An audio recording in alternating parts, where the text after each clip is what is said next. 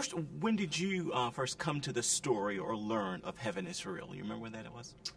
It was about a year ago. I was finishing a picture, and the script was sent to me.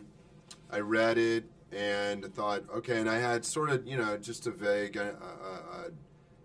anchor in my mind about the book. Mm-hmm. And had a couple of conversations with Randall Wallace, the writer-director, and really loved his sincerity, loved his sense of humor, and to wanting to sort of take the curse off of, how to tell the story. That, okay, this isn't a Christian documentary about this family's experiences.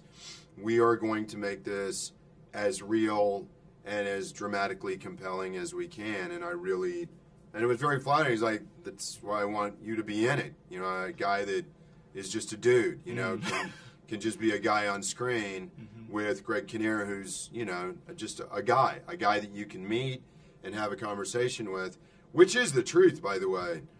And when we were shooting, one day there was a knock on my trailer, and Greg stuck his head in, and he said, hey, man, you want to go get some ice cream? And I said, sure, I'll go get some ice cream. We just walked down the street to Dairy Queen and, wow. and just had some ice cream, and, town people were, like, coming out, like, enjoying your ice cream? I am enjoying my ice cream, thank you, We just sort of blended in right away in this little town, where we shot in Manitoba, so that was cool. Beautiful. I think that's one of the things people like about the Burpo family, and those of us who've read the book and stuff are very familiar with them. Tell us about your character, Jay. Who is he? He is a combination of a lot of different sensibilities. Superficially, bank owner, fire chief, head of the church steering committee. But underneath that, he's a very close, trusted friend of Todd's, and somebody that Todd feels can be a confidant when he is initially wrestling with these kind of outsized, ramblings of his 5-year-old about, specific visions of heaven and a very specific spiritual out-of-body experience.